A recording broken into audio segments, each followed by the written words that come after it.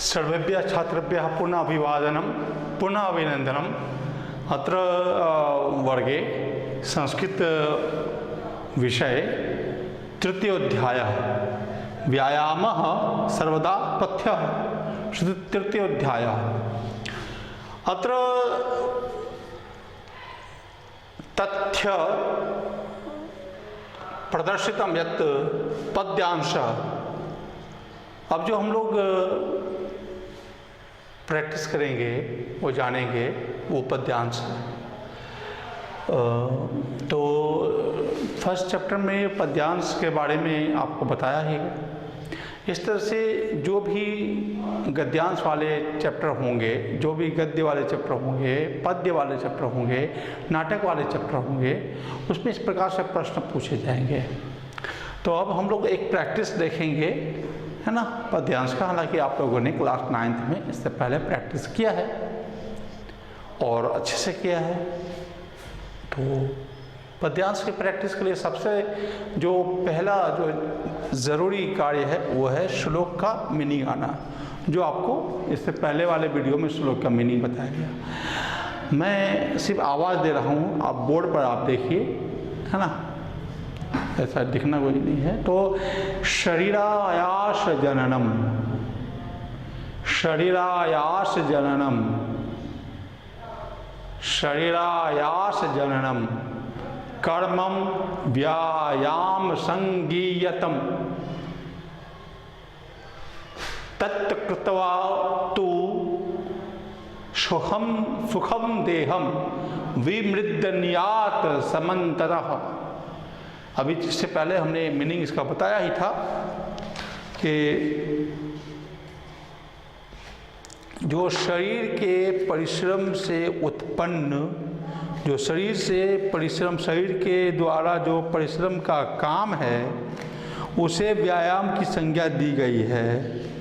ठीक है, शरीर के परिश्रम से, जो शरीर के परिश्रम का जो काम है, जो व्यक्ति शरीर के परिश्रम का काम करता है ना, तो शरीर के परिश्रम का काम व्यायाम जिसे नाम दिया गया है, जिसे व्यायाम का नाम दिया गया है, उस व्यायाम को कर करके देह का सुख प्राप्त होता है और हर तरफ से शरीर की मालिश हो जाती है। शरीर की मालिश करना चाहिए, इस प्रकार से व्यायाम से ऐसा होता है, करना चाहिए।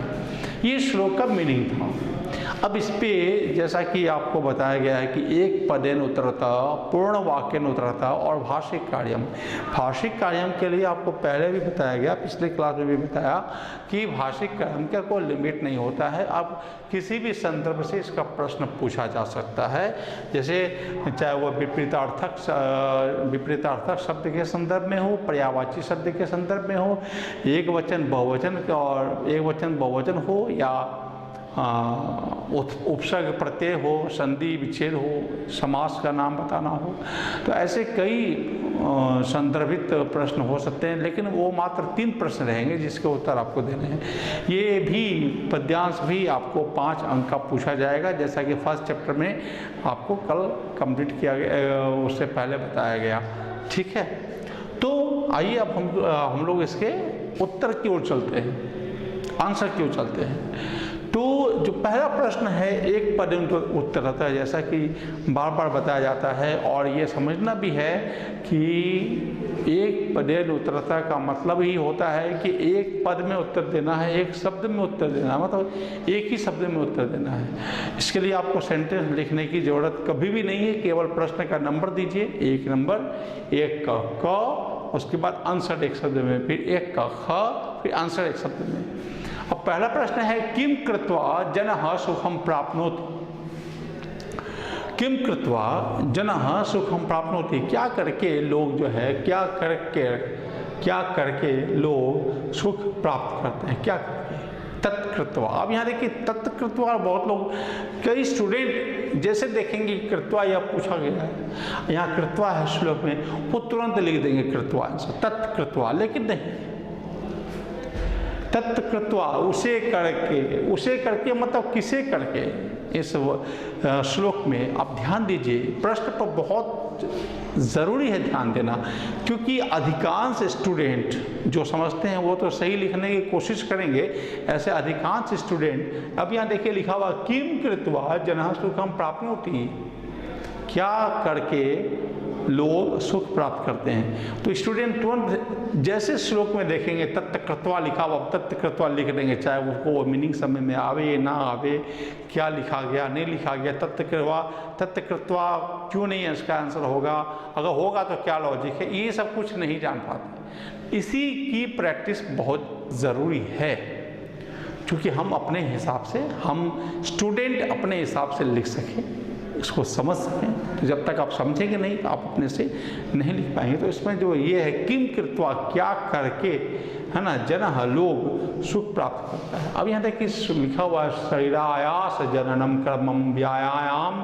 संगीयतम तत् कृत्वा, जो शरीर का जो परिश्रम का काम है, शरीर का के परिश्रम का जो काम है उसे व्यायाम कहा गया है, और उसे ही करके मतलब उसे ही करके जो लोग होते हैं वो सुख प्राप्त करते हैं। तो किसे करके? व्यायाम करके। यहाँ तो उत्तर लिखेंगे व्यायामम, व्यायामम।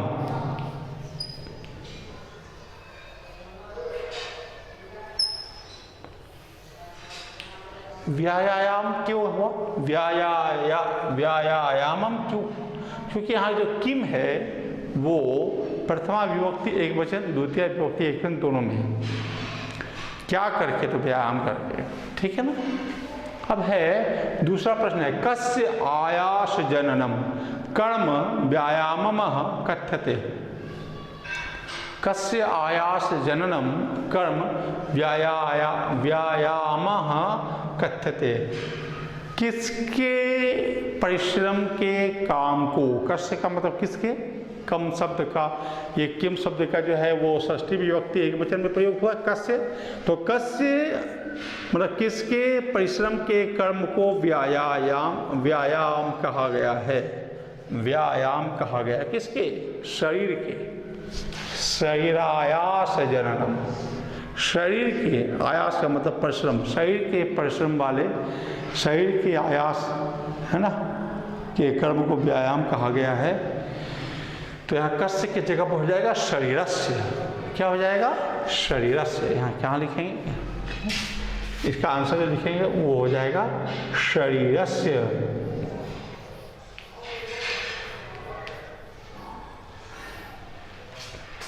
कंप्लीट है? समझ में आई बात? अब जो पूर्ण वाक्य है, पूरे लाइन में उत्तर लिखना है आपको, वह है व्यायामात पुरः किम कर्तव्यम। व्यायाम से क्या पूरा हो सकता है, व्यायाम के पूरा होने से क्या करना चाहिए, किस प्रकार से कर्तव्य हो सकता है। तो इसका जो उत्तर लिखेंगे वो होगा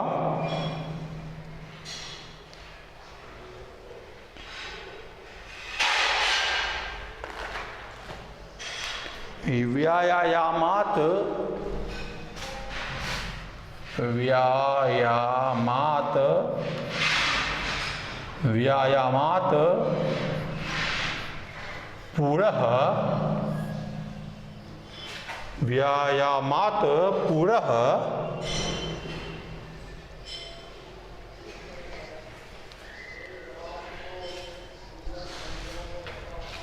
श्लोक में देखिए समन्ततः विमृद्यात् देहम। तो क्या हो जाएगा?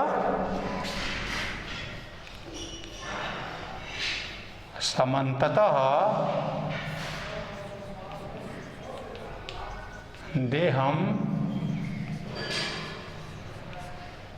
विमृद्यात्।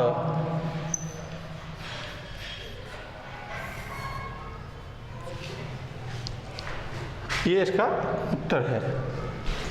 ध्यान दें, जो पूर्ण वाक्य उत्तरता में जो प्रश्न पूछा गया है ना, कि व्यायामात पुरः किम कर्तव्यम। तो व्यायामात पुरः समन्ततः देहम विमृदनीयात। तो कहने का मतलब कि समन्ततः विमृदनीयात पहले भी लिख सकते हैं, देहम बाद में भी लिख सकते हैं। संस्कृत में ऐसे लिख सकेंगे तो गलती नहीं होगा, गलती नहीं होता है। आप लिख सकते हैं कि व्यायामात पुरः देहम समन्ततः विमृदनीयात, ये भी सही है। व्यायामात पुरः देहम विमृदनीयात समन्ततः, ये भी लिखेंगे, गलत नहीं है। कहने का मतलब कि सेंटेंस अपने से लिखना है, अपने में लिखना है और गलत नहीं होगा, तो स्पेलिंग को ध्यान देना है। अब जो भाषिक कार्य है वो है दुखम पदार्थे किम विलोम पदम प्रयुक्तम। दुख जो है वो शब्द के अर्थ में दुख के लिए जो विलोम शब्द है वो कौन सा प्रयोग किया गया है श्लोक में। दुख की जगह पर देखिए यहाँ लिखा हुआ सुख, ये इसका सही उत्तर है। केवल लिखेंगे सुखम, वहाँ दुखम है तो आपको आंसर में लिखना है सुखम।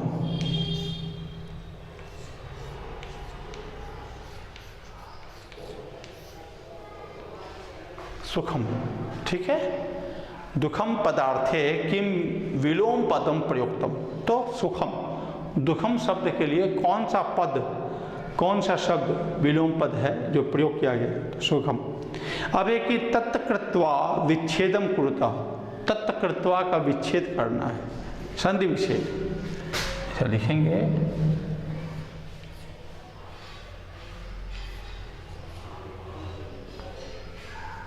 तत् जोड़ हो,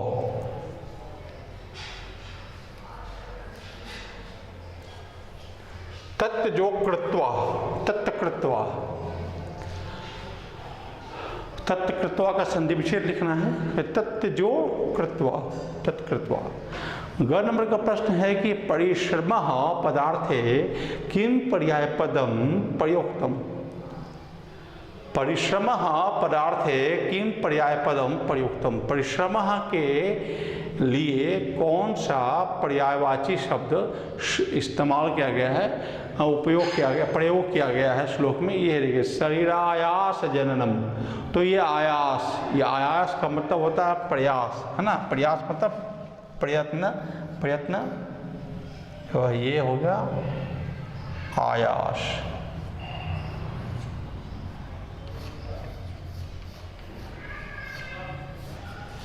ये तो परिश्रम के लिए कौन सा पर्यायवाची शब्द प्रयोग किया गया है, तो आयास। ये 3 श्रेणी में पद्यांश पूछे जाते हैं किसी भी चैप्टर से। जो भी आपके पाठ्य पुस्तक में पद्य यानी कविता वाले जो भी चैप्टर हैं उससे ये 3 प्रकार के, 4 प्रकार के आपको तैयारियां करनी पड़ेंगी। पद्यांश, अन्वय, प्रश्न निर्माण तो किसी भी चैप्टर से हो सकता है, चाहे वो नाटक वाले चैप्टर से हो, चाहे वो कहानी वाले चैप्टर से हो, चाहे वो कविता पद्य वाले चैप्टर से हो, किसी भी अध्याय से हो सकता है, किसी भी लेसन से हो सकता है। लेकिन जो गद्यांश वाले, जो कहानी वाले जो सेक्टर है उससे गद्यांश घटनाक्रमानुसारेण, नाटक वाले से घटनाक्रमानुसारेण भी हो सकता है उससे, और नाट्यांश प्रश्न निर्माण, और ये और जो ये अध्याय मतलब कविता वाले जो अध्याय होंगे उसमें पद्यांश, है ना, अन्वय, प्रश्न निर्माण और ये भावार्थ, इस तरह से। तो अभी जो आपके सामने आप बोर्ड पर देख रहे हैं वो पद्यांश की प्रैक्टिस है। आपके सामने आंसर भी लिखा गया है ना। एक बार फिर से रिपीट करें। एक पदेन उत्तरता में किम कृत्वा जनः सुखम प्राप्नोति, उत्तर आया व्यायामम, है ना। कस्य आयास जननम क्रमम व्यायामम कथ्यते। कस्य, किसका जो आयास, किसका परिश्रम जो है वो व्यायाम कहलाता। तो शरीरस्य उत्तर लिखा हुआ है, आप गौर करें यहाँ, ये देखिए शरीरस्य, ठीक है।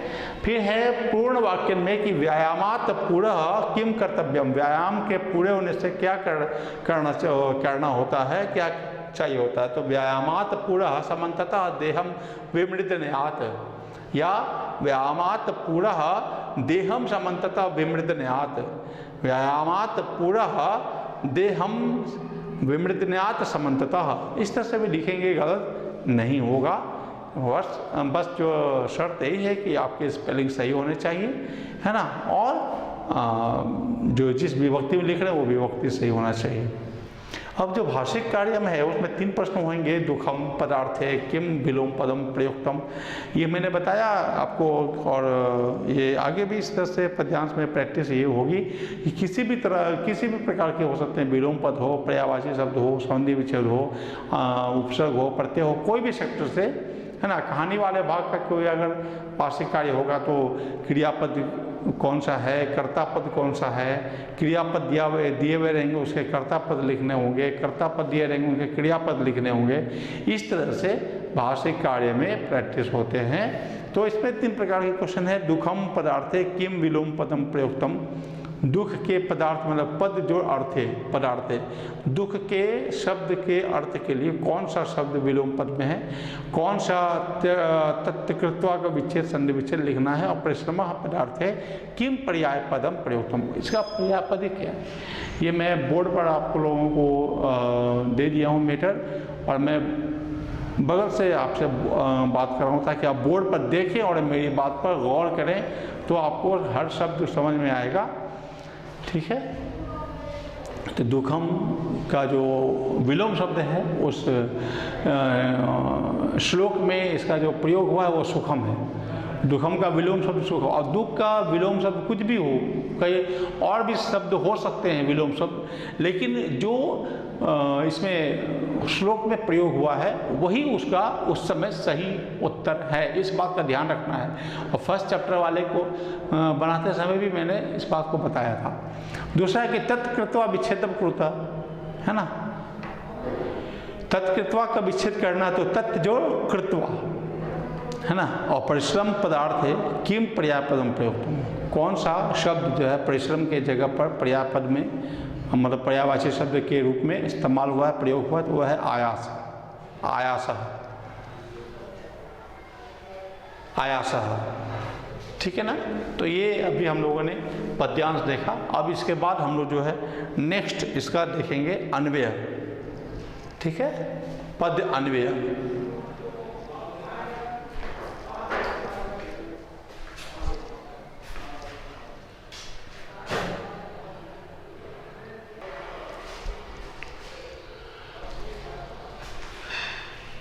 पुनः अभिवादनम अभिनंदनम सर्वेभ्यः छात्रेभ्यः।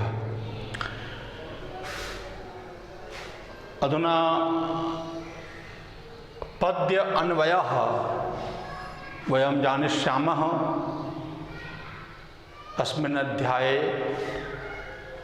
व्यायामः सर्वदा पथ्यः, अध्याय तृतीयोध्याय व्यायामः सर्वदा पथ्यः। तथ्य अस्ति पद्य अन्वयः।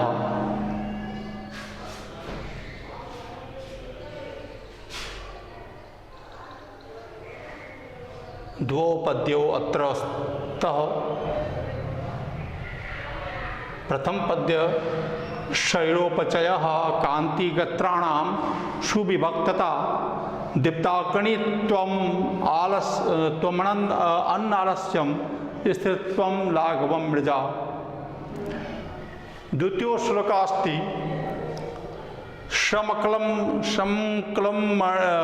क्लं पिपाशा ओषणा शीतादीनां सहिष्णुता आरोग्यं चापि प्रमं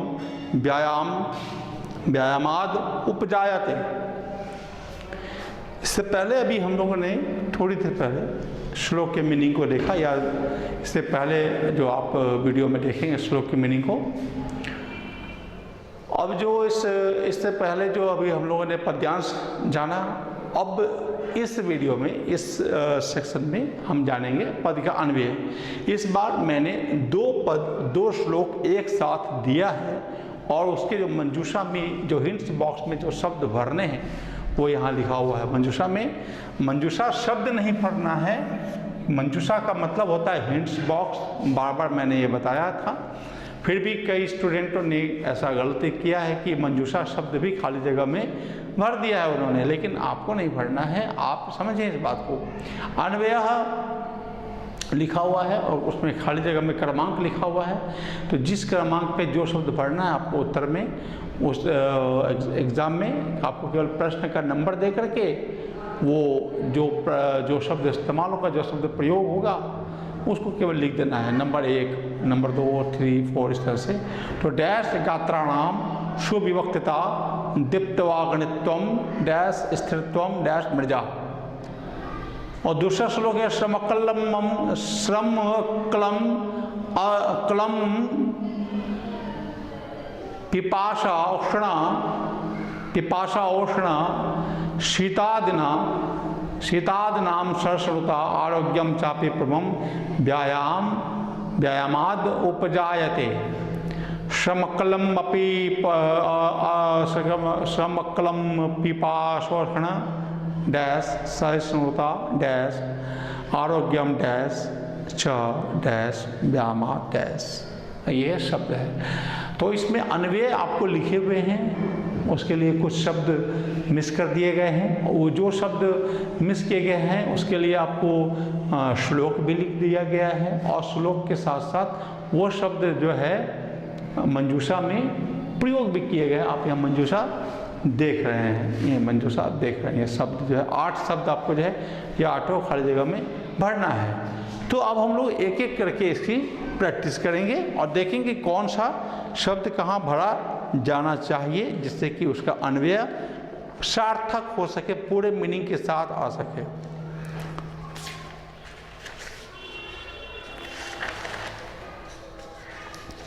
आप इसे एक बार अवलोकित करें, आप देखें।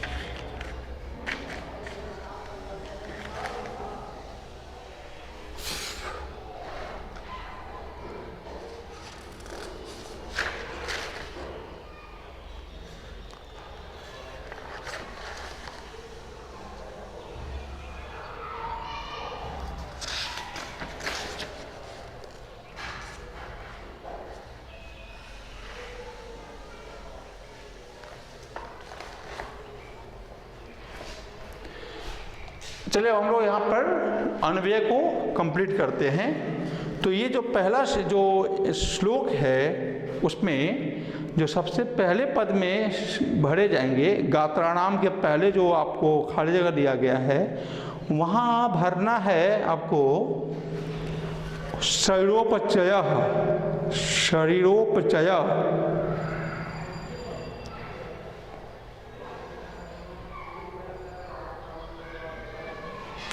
शरीरोपचयः, ठीक है।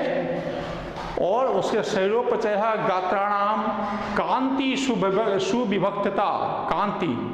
तो नंबर 1 में अपना भरना है शरीरोपचय, जो सबसे नीचे वाले क्रम में तीसरे नंबर पर है शरीरोपचय। उसके बाद भरना है आपको शरीरोपचयः कांति अनालस्यम लाघवम। अब देखिए शरीरोपचय 1 नंबर में, अब इसको यहाँ देखिए शरीरोपचय कांति, उसके बाद अनालस्य और अनालस्यम और अंत में लाघवम।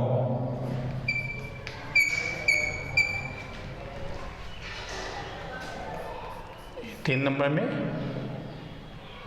नंबर,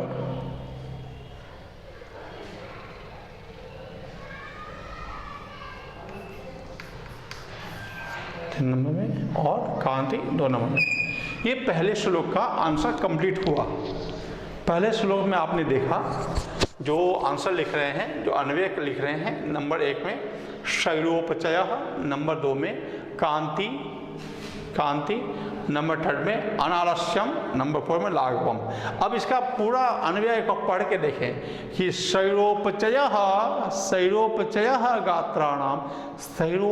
गात्राणाम कांति सुविभक्तता, दीप्ताकरित्वम, अनालस्यम, स्थिरत्वम, लाघवम मृजा, है ना। अब ख नंबर आइए, दूसरे नंबर पे आइए। श्रमकल्लम मणि, श्रमकल्लम अपि पिपाशोक्षण डैश सहिष्णुता डैश आरोग्यम डैश। अब ये देखिए, ये यहाँ पर होगा सीतादिनाम।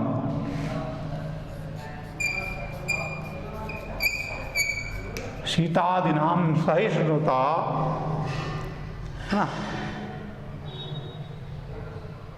सहिष्णुता चापि आरोग्यम,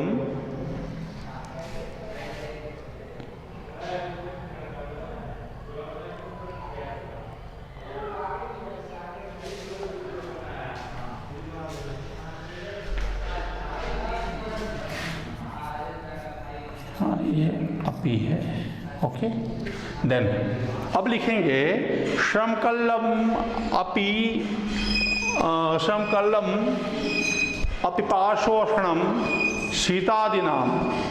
इसके नंबर ख के जो पहले नंबर वर्ड हो गए वह है सीतादिनाम, है ना। सहिष्णुता, परमम आरोग्यम, परम आरोग्यम, ये दो नंबर इस ख नंबर के। परम आरोग्यम च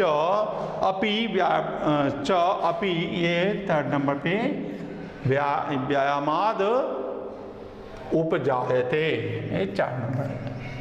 तो आपको यहाँ जो ये चुनना है और उत्तर में जो लिखना है वो मैं आपको अभी बताता हूँ। ये अभी आपने अन्वय पूरा किया, ठीक है। नंबर 1 के जो अन्वय हुए, शैरोपचय, गात्राणाम कांति, सुविभक्तता, सुविभक्तता, दीप्ताकणित्वम, अनलास्यम, स्थिरत्वम, लाघवम मृजा। नंबर ख के जो अन्वय आपको पूरे हुए, श्रम कलम अभिपाशोषण शतादिनाम सहिष्णुता परम आरोग्यम च अपि व्यायामाद उपजायते, ये आपके हुए। अब इसको एग्जाम में, परीक्षा में कैसे लिखना है ये थोड़ा सा मैं आपके सामने एक प्रारूप, हालांकि कल मैंने बताया था, फिर भी ये 2 मिनट के लिए ये श्लोक अन्वय आपको मैं छोड़ दे रहा हूँ 2 मिनट के लिए, फिर इसको मैं आपको बताऊंगा कि आंसर कैसे लिखे जाएंगे।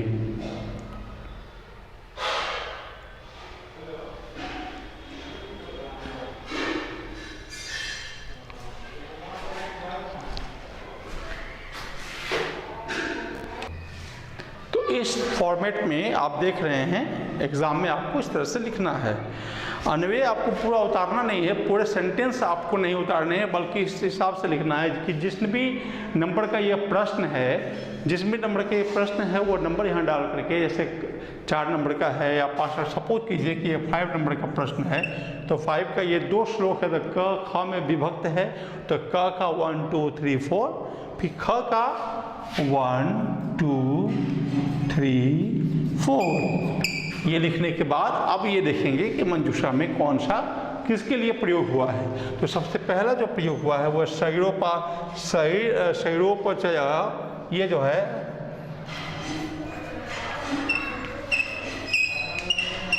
शैरोपचय, ये श्लोक नंबर 1 का, श्लोक नंबर क का पहले खाली जगह पर शैरोपचय।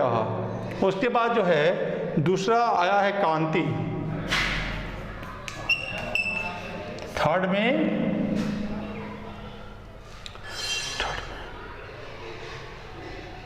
अनालस्यम,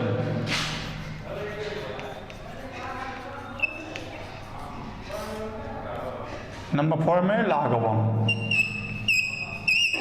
इस तरह से आपको एग्जाम में लिखने हैं, ठीक है। ख नंबर का भी आप देख ही लीजिए, है ना। ख नंबर के सबसे पहले में लिखा हुआ शीतादिनाम, शीतादिनाम, सेकंड में परम, अपि और उपजायते। इस तरह से आपको आंसर लिखना है। आप चाहें तो कॉपी पे ख क ख इस तरह भी लिख सकते हैं, क ख हॉरिजॉन्टल या वर्टिकल, ये आप पर डिपेंड करता है ना। तो इस तरह से पद्य अन्वय का उत्तर आप देंगे। इसके अब जो टॉपिक हम लोग समझेंगे वो नेक्स्ट वीडियो में आप देखेंगे इसमें।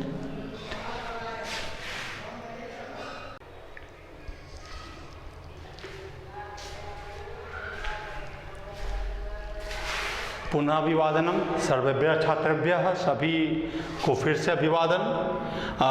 अब जो हम इसमें देखेंगे वो है भावार्थ। भावार्थ एक्सप्लेनेशन ऑफ द पोएट्री है ना, जिसको बोलते हैं भावार्थ, explanation of the poetry, expression है ना। तो अब ये सपोज कीजिए कैसे, ये अथवा में प्रश्न पूछा जाता है अन्वय के अथवा में।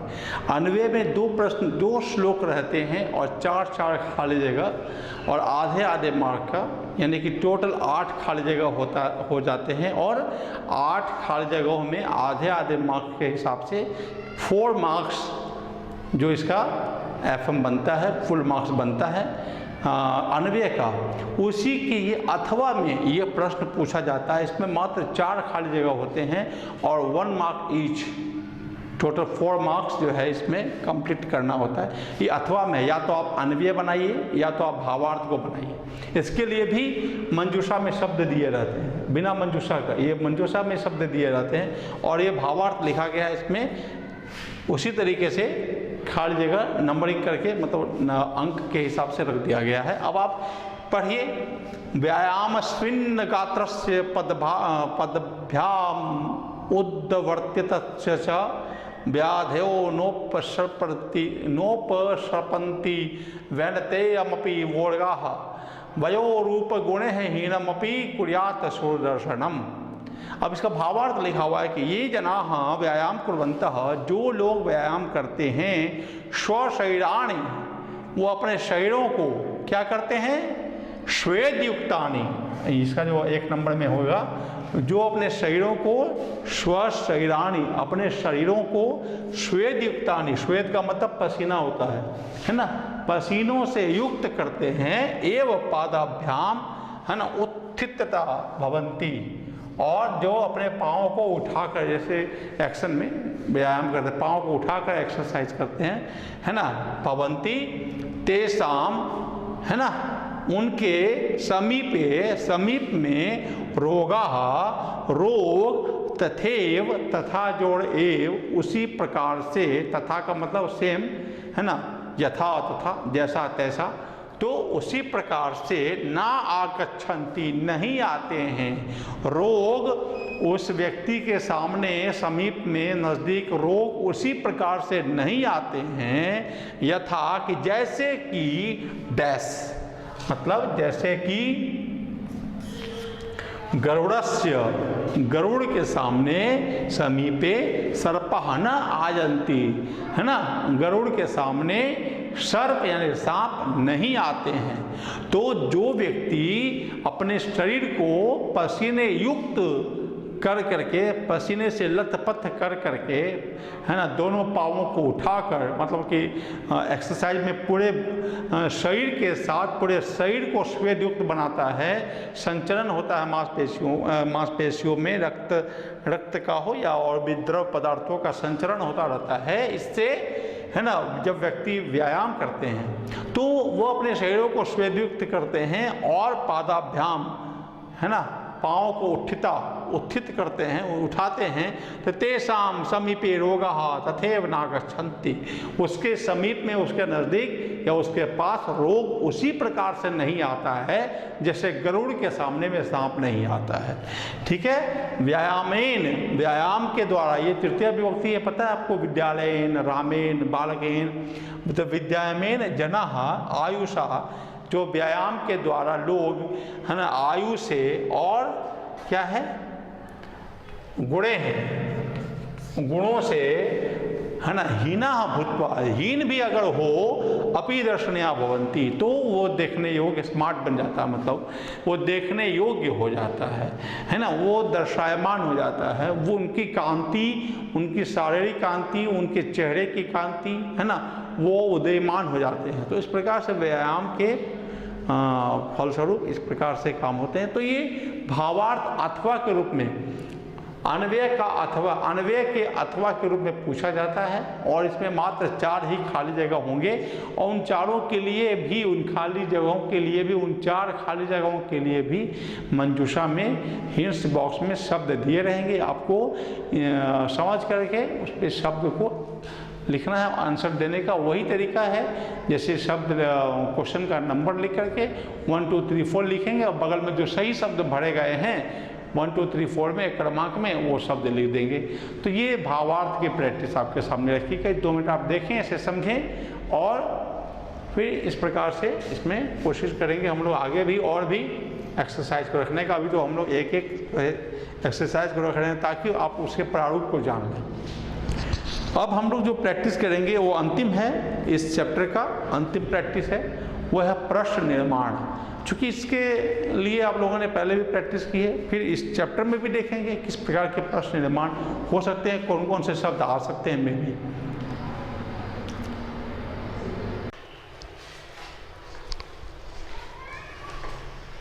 पुनः अभिवादनम सर्वेभ्यः छात्रेभ्यः। अधुना प्रश्न निर्माणम।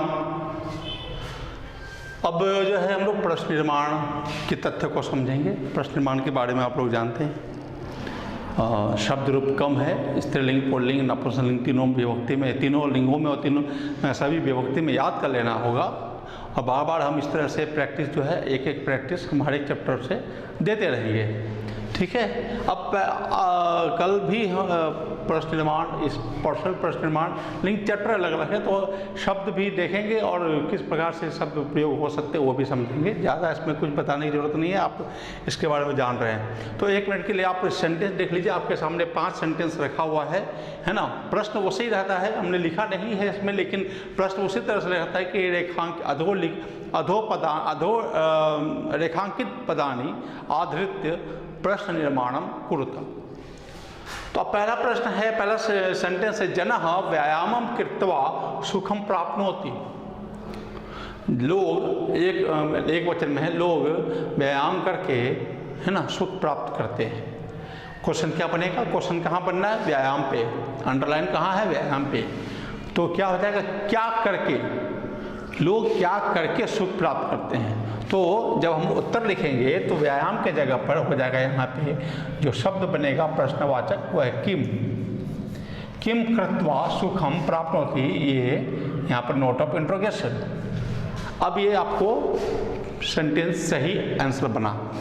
जनः किम कृत्वा सुखम प्राप्नोति। Question mark. व्यायामेन मानसम परिपक्वम भवति। सेकंड नंबर, व्यायामेन मानसम परिपक्वम भवति। व्यायाम से, तृतीय विभक्ति व्यायाम में, तो व्यायाम से मांस परिपक्व होता है, मैच्योर होता है, मतलब परिपूर्ण हो जाता है। तो प्रश्न क्या बनेगा? कैसा हो जाता है ना। व्यायाम से मांस कैसा हो जाता है, तो परिपक्व की जगह पर लिखेंगे कीदृशम। यहाँ पर जो शब्द आएगा वो कैसा हो जाता है, मतलब किम भवति नहीं, क्या होता है ये नहीं, कैसा हो जाता है ज़्यादा अप्रोप्रिएट रहेगा। तो कीदृशम।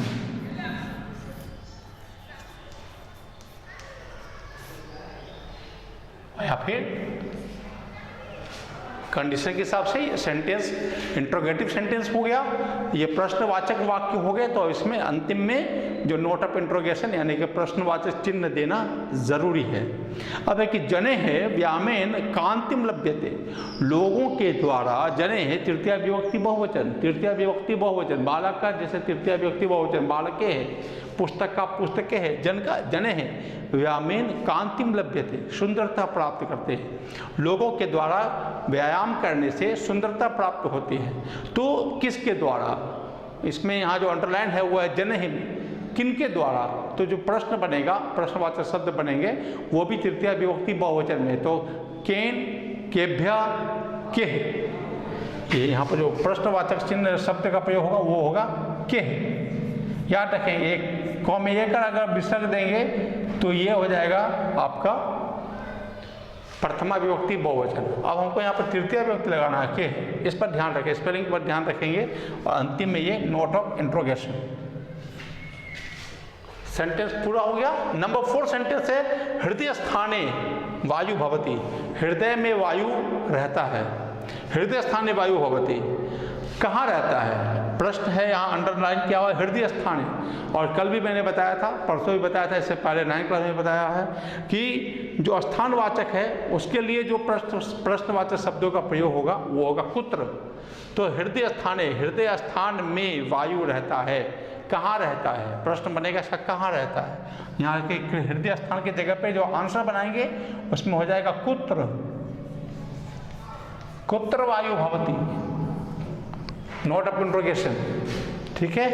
कुत्र वायु भवति, वायु कहाँ होता है, और नोट ऑफ इंट्रोगेशन। अब है कि व्यायामेन, नंबर 5, व्यायामेन मांसम परिपक्वम भवति। व्यायाम से मांस परिपुष्ट होता है, व्यायाम से मांस परिपुष्ट होता है, परिपूर्ण होता है, परिपक्व होता है। तो अब यहाँ अंडरलाइन है इस सेंटेंस में, देखिए यहाँ अंडरलाइन था, परिपक्व था, तो उसके लिए कैसा होता है तो कृदृशम लगाया गया।